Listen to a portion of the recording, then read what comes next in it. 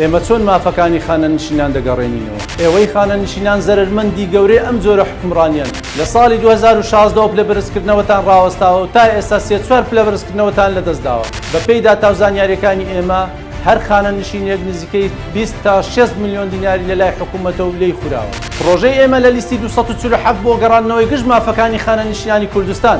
یەکەم، جێبەجێکردنی تەواوەتی یاسای خانەنشینی عێراقی. دووەم، گەڕاندنەوەی پلەبەرزکردنەوەکانی ساڵانی ڕابردوو و خەرەبووکردنەوەی پارەخوراوەکانی خانەنشینانی کوردستان.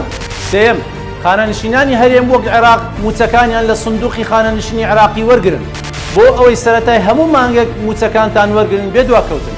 بۆیە داوا لە خانەنشینانی هەرێم و کەسوکارە بەڕێزەکانیان دەکەین بۆ چارەسەری بنەڕەتی کێشەی خانەنشینان دەنگ بدەن بە لیستی 247 پرۆفسۆر دکتۆر ڕەعەت ڕەفعە.